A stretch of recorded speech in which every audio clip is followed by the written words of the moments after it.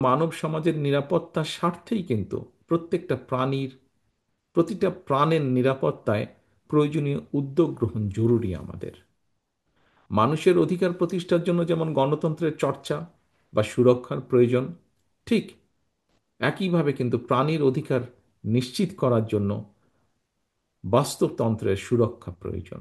জনসংখ্যা বৃদ্ধি, জলবায়ুর পরিবর্তন, আনপ্ল্যান্ড নগরায়ন, নদী জলভূমি ভরাট, বন উজাড় সহ নানা কারণে, যেগুলো এর ভেতরেই আলোচকবৃন্দ আলোচনা করেছেন, নানা কারণে একদিকে জীব বৈচিত্র্য যেরকম হুমকির মুখে পড়ছে, ঠিক একইভাবে বন্য প্রাণী পাচারের ঘটনাও কিন্তু বেশ উদ্বেগজনক হারে কিন্তু বাড়ছে। আর এ সকল কারণেই কিন্তু বন্য প্রাণী, জলজ উদ্ভিদ এবং প্রাণীদের যে আবাসস্থল, এগুলোও কিন্তু অস্তিত্ব সংকটের মধ্যে পড়ছে। জীব বৈচিত্র্য রক্ষা, বন্য প্রাণীর নিরাপত্তা বিধানের ক্ষেত্রে আইন, যেটি যেটি বোধহয় খুব সম্ভব এটিও আলোচনা হয়ে গিয়েছে, এখানে একজন বক্তা বলেছেন আইন কিংবা বিধানের চেয়েও কিন্তু আপনার আমার আমাদের সকলের অর্থাৎ প্রত্যেকটা নাগরিকের সচেতনতা অর্থাৎ কনসাসনেসটা, আমাদের যেটা কনসার্ন করা, কনসাস করা মানুষকে, এটা কিন্তু সবচেয়ে বেশি জরুরি।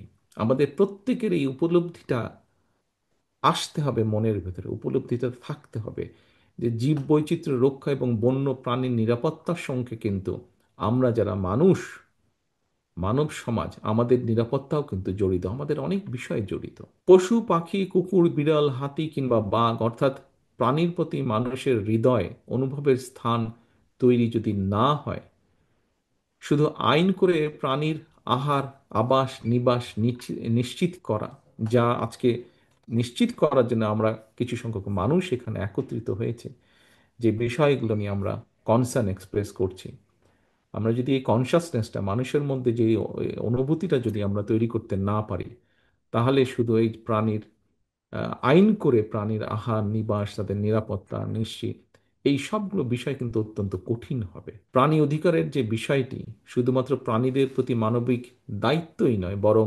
জীব বৈচিত্র্যের সংরক্ষণ, বাস্তুতান্ত্রিক ভারসাম্য রক্ষা এবং মানব জাতির নিজেদের সুস্থ এবং টেকসই ভবিষ্যৎ নিশ্চিত করাও কিন্তু অত্যাবশ্যক।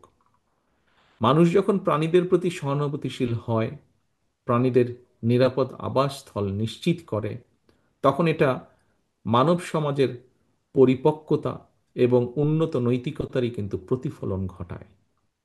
সুতরাং মানুষ তার নিজের প্রয়োজনেই প্রাণীদের বাঁচিয়ে রাখা দরকার, প্রাণীদের আবাস অক্ষত রাখা দরকার।